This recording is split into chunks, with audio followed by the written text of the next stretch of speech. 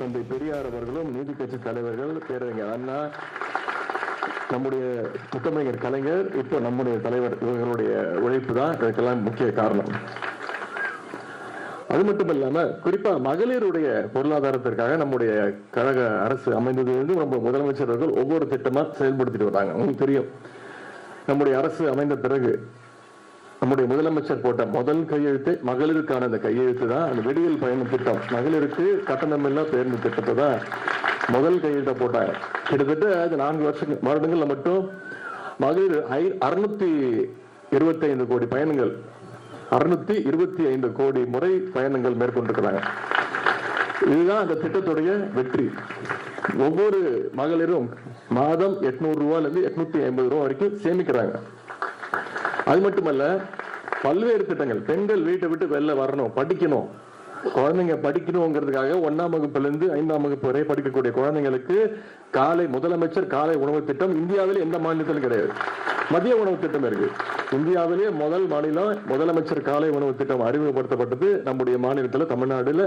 இப்ப பல மாநிலங்களும் பார்த்துட்டு போறாங்க இந்த திட்டத்தை எப்படி செயல்படுத்துறீங்க, நாங்களும் செயல்படுத்தணும் அப்படின்னு. இதனால் குழந்தைங்க பள்ளிக்கூடத்துக்கு வர்ற அந்த பர்சன்டேஜ் அதிகமா இருக்கு. இப்ப அந்த குழந்தைங்க பள்ளிக்கூடத்துக்கு வந்து படிச்சா மட்டும் பத்தாது. குறிப்பா பெண்கள் கல்லூரி போகணும், ஸ்கூல் படிச்சா பத்தாது, காலேஜுக்கு போகணும், உயர்கல்வி படிக்கணும்னு புதுமை பெண் திட்டம். அரசு பள்ளியில படிச்சு நீங்க காலேஜ்ல படிச்சா, எந்த காலேஜ் ஆனாலும் சரி, என்ன கோர்ஸ் ஆனாலும் சரி, மாதம் 1000 ரூபாய் உங்களுடைய வங்கி கணக்குல வர வைக்கப்படுகிறது. அதுதான் புதுமை பெண் திட்டம். இந்த திட்டத்தை செயல்படுத்தணும்னே பாத்தீங்கன்னா ஆண்களை விட பெண்கள் அதிகமா படிக்க காலேஜ் போக ஆரம்பிச்சோடனே தலைவருக்கு நிறைய பேர் வந்து என்னங்க வரும் பெண்களுக்காக கொடுக்குறீங்க, ஆண்களுக்கு சேர்த்து பண்ணுங்க.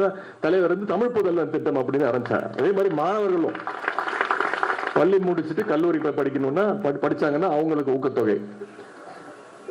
அதே மாதிரி கடைசி இப்ப நம்முடைய தேர்தல் அறிக்கையில சொன்ன திட்டம், செயல்படுத்த முடியாதுன்னு சொன்ன திட்டம் இப்ப கிட்டத்தட்ட 20-25 மாசங்களா நம்ம வந்து பண்ணிட்டோம்.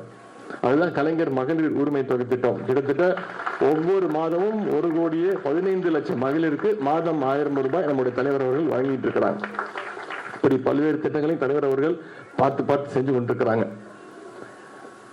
உங்களுக்கு தெரியும். அதனால்தான் தொடர்ந்து நம்முடைய தலைவருக்கு இருக்கிற ஒரு பயங்கரமான ஒரு பெருமை என்னன்னா, இந்தியாவில் எந்த தலைவருக்கும் இல்லாத பெருமை, தலைவராக பொறுப்பேற்ற சந்திச்ச அனைத்து தேர்தலையும் வெற்றி பெற்ற ஒரே தலைவர் நம்முடைய தலைவர்கள் தான்.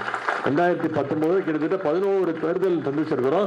11 தேர்தலையும் தமிழ்நாட்டு மக்கள் செயலாளர், இன்னொரு பக்கம் இந்து சமய அறநிலையத்துறை அமைச்சர். 2 முகங்கள் உண்டு.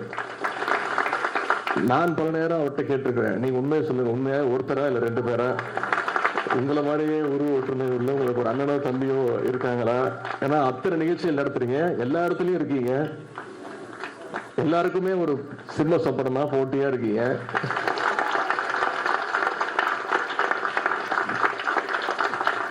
முழு நேர அரசியல்வாதி. நமக்கெல்லாம் 24 மணி நேரம் தான். ஆனா சேகரவானன் மட்டும் 48 மணி நேரம் இருக்கும்.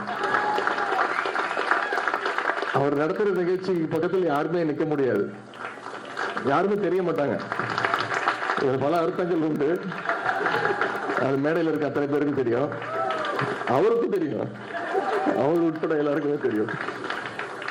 மாவட்ட கழக செயலாளராகவும் அமைச்சராகவும் ஆயிரக்கணக்கான திருமணங்களை செஞ்சு வச்சிருக்கிறார். இந்த 3 வருஷத்துல மட்டும் கிட்டத்தட்ட 1700 திருமணங்களை அண்ணன் சேகர்பாபு அவர்கள் அவருடைய துறை சார்பாக நடத்தி வைத்திருக்கிறார். இனிமே வந்து அவர் இந்து சமய அறநிலையத்துறை அமைச்சர் மட்டுமில்ல, திருமணங்கள் திட்டங்களுக்கும் அவர்தான். அப்படி ஒரு துறை அமைஞ்சதுன்னா அவருக்கும் அவர்தான் அமைச்சர். சமீபத்தில் சென்ற மாதம் பிப்ரவரி 14ஆம் தேதி அவருடைய துறை சார்பாக, இந்து சமய அறநிலையத்துறை சார்பாக 48 இணையர்களுக்கு திருமணத்தை அவர் ஏற்பாடு செய்தார். நான் தான் நடத்தி வச்சேன். இன்னைக்கு மாவட்ட கழகம் சார்பாக 72 இளைஞர்களுக்கு திருமண ஏற்பாடை செஞ்சு அதற்கும் என்னை கூப்பிட்டிருக்காரு. சீர்திருத்த முறையில சுயமரியாதை திருமணத்தை நடத்தி வச்சிருக்கிறோம். இதில் எனக்கு இன்னும் கூடுதல் பெருமை, கூடுதல் மகிழ்ச்சி என்னன்னா, அனைத்துமே வந்து கலப்பு திருமணங்கள் செய்யறீங்க. முக்கியமா காதல் திருமணங்கள் பல இருக்கும்னு நான் நம்புறேன். இருக்கா? கை தூக்குங்க.